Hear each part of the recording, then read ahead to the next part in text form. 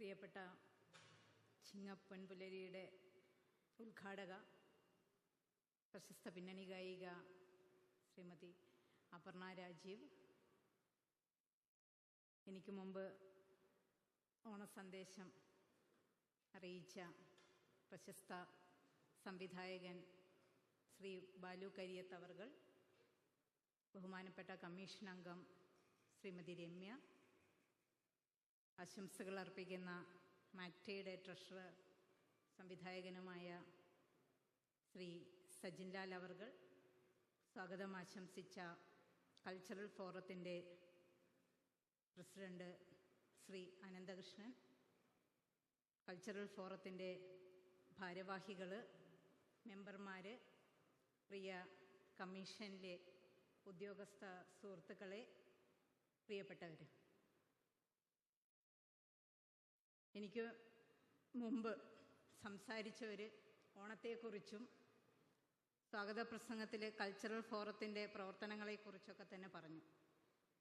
ഒരു ചെറിയ വീണ് കിട്ടുന്ന ചെറിയ ഇടവേളകൾ വളരെ മനോഹരമാക്കാൻ ശ്രദ്ധിക്കുന്ന ഒരിടത്തിലേക്കാണ് നിങ്ങൾ ഞങ്ങളെ ക്ഷണിച്ചിരിക്കുന്നത്. അപ്പോൾ ഇവിടെ കൂടുതൽ സംസാരത്തിന് പ്രസക്തിയില്ല എന്നറിയാം. ഓണം എല്ലാവരുടെയും കേരളത്തിൻ്റെ ദേശീയ ആഘോഷമായിട്ടാണ് നമ്മൾ കൊണ്ടാടാറുള്ളത്. കേരള സംസ്കാരത്തിൻ്റെ ഏറ്റവും മനോഹരമായ ഒരു പ്രതീകങ്ങളിൽ ഒന്നായിട്ടാണ് ഓണം നമ്മൾ കാണുന്നത്. ഓണം എന്ന് പറയുന്നത് ഐതിഹ്യവും ചരിത്രവും കാർഷിക സംസ്കാരവും മനുഷ്യബന്ധങ്ങളും എല്ലാം ഒന്നിച്ചു ചേർന്ന ഒരു അപൂർവമായ ആഘോഷമാണ് ഓണം എന്നുള്ളത്.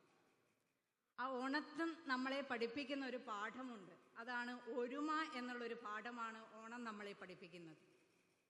ഇവിടെ സൂചിപ്പിച്ചതുപോലെ മഹാബലി ചക്രവർത്തിയുടെ കാലത്തെക്കുറിച്ചും അതുപോലെ പൂക്കളത്തെക്കുറിച്ചൊക്കെ ഇവിടെ പറഞ്ഞു. നമ്മുടെ ഓണസദ്യയൊക്കെ നമുക്കറിയാം, വൈവിധ്യങ്ങൾ കൊണ്ട് പൂർണ്ണമാകുന്നതാണ്. ആ ഭംഗിയും സൗന്ദര്യവും നിറങ്ങളും ഒക്കെ കൊണ്ട് വളരെ പൂർണ്ണം എല്ലാം ഒന്നിച്ചു ചേരുമ്പോഴാണ് അത് പൂർണ്ണതയിലേക്ക് എത്തുന്നത്. അതേപോലെ തന്നെയാണ് പല ആശയങ്ങൾ, പല ആചാരങ്ങൾ, പല വിശ്വാസങ്ങൾ, ഇത്തരത്തിലുള്ള മനുഷ്യരെല്ലാവരും ഒന്നിച്ചു ചേരുമ്പോഴാണ് ഒരു മനോഹരമായിട്ടുള്ള സമൂഹം നമുക്ക് സൃഷ്ടിക്കാൻ കഴിയുന്നത്. ഇപ്പോൾ മഹാബലി ചക്രവർത്തിയെക്കുറിച്ച് തന്നെ പറയുമ്പോൾ ആ ഐതിഹ്യത്തിൽ പറയുന്നത് സമത്വസുന്ദരമായ ഒരു സമൂഹമാണ് അതിൽ സ്വപ്നം കാണുന്നത്.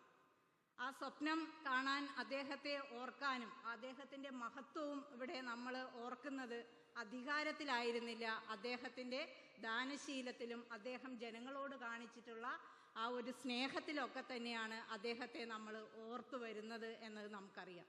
പക്ഷേ ഇന്നത്തെ കാലത്ത് നമ്മൾ അതൊക്കെ കൈവിട്ടു പോയോ എന്നുള്ളൊരു കാര്യം കൂടെ നമുക്കൊന്ന് ആലോചിക്കേണ്ടതുണ്ട്, അല്ലെങ്കിൽ നമ്മളോട് തന്നെ നമുക്ക് ചോദിക്കേണ്ടതായിട്ടുണ്ട്. ഇപ്പോൾ ആ ഓണത്തിൻ്റെ ആ പ്രതീകം, ഓണം പ്രതിനിധാനം ചെയ്യുന്ന കാര്യങ്ങളൊക്കെ തന്നെ ഇന്ന് നമ്മൾ ഓരോരുത്തരുടെ ജീവിതത്തിൽ നിന്നും വിട്ടുപോയതായിട്ട് നമുക്ക് പോലെ തോന്നുന്നത് നമുക്ക് അറിയാം. അപ്പോൾ അതാണ് ഇന്നത്തെ കാലത്ത് സാമ്പത്തിക അസമത്വം, അതോടൊപ്പം തന്നെ സാമൂഹിക വേർതിരിവുകൾ, അതേപോലെ ഇപ്പോൾ പ്രകൃതി നാശങ്ങളൊക്കെ തന്നെ വർദ്ധിച്ചു കൊണ്ടിരിക്കുന്ന ഒരു കാലഘട്ടത്തിലൂടെയാണ് നമ്മൾ പോകുന്നത്. അപ്പം നമുക്ക് അറിയാം എന്താണ് ഓണം പ്രതിനിധാനം ചെയ്യുന്ന അല്ലെങ്കിൽ ഓണത്തിൻ്റേതായിട്ടുള്ള ആ ഒരു സന്ദേശം, അല്ലെങ്കിൽ ആ ഒരു മൂല്യങ്ങളൊക്കെ തന്നെ നമ്മുടെ ഒരുമിച്ച് വരേണ്ട ഒരു പ്രാധാന്യം അതിൽ നിന്നൊക്കെ തന്നെ നമുക്ക് മനസ്സിലാക്കിയെടുക്കാൻ കഴിയുന്നതാണ് എന്നതാണ്. പറയാം ഓണം എന്ന് പറയുമ്പോൾ, ഓണം വരുമ്പോഴൊക്കെ നമുക്കറിയാം എന്താണ് നമ്മുടെ നാവുകളിൽ പല പഴമൊഴികളും പഴഞ്ചൊല്ലുകളും ഗാനങ്ങളൊക്കെ ഇവിടെ ഇഷ്ടംപോലെ ഓണവുമായി ബന്ധപ്പെട്ടുകൊണ്ടുള്ള പാട്ടുകളൊക്കെ പാടി. അപ്പോൾ അതൊക്കെ നമ്മുടെ മനസ്സുകളിൽ ഓടി വരുന്നതാണ്. അതേപോലെ വരുന്നതാണ് മാവേലി നാടുവാണിടും കാലം മനുഷ്യരെല്ലാവരും ഒന്നുപോലെ എന്നുള്ളത്. ഒരു മഹത്തായ ഭരണഘടനാ സ്ഥാപനത്തിൽ പ്രവർത്തിക്കുന്ന നമ്മളെ സംബന്ധിച്ചിടത്തോളം അത് വലിയൊരു അർത്ഥവത്തായ വാക്കാണ് എന്ന് തോന്നുന്നു. കാരണം നമ്മുടെ മൂല്യം, അടിസ്ഥാന മൂല്യം എന്ന് പറയുന്നത് നീതിയും സമത്വവും സുതാര്യതയും നിഷ്പക്ഷതയുമാണ്. അപ്പോൾ അതോടൊപ്പം തന്നെ നമ്മുടെ സമൂഹത്തിലെ എല്ലാ വിഭാഗങ്ങൾക്കും തുല്യ അവസരങ്ങൾ കൊടുക്കുവാൻ നമ്മുടെ സ്ഥാപനത്തിൻ്റെ പങ്ക് വളരെ വലുതാണ് എന്നുള്ള കാര്യങ്ങളൊക്കെ തന്നെ നമുക്ക് അറിയാവുന്നതാണ്.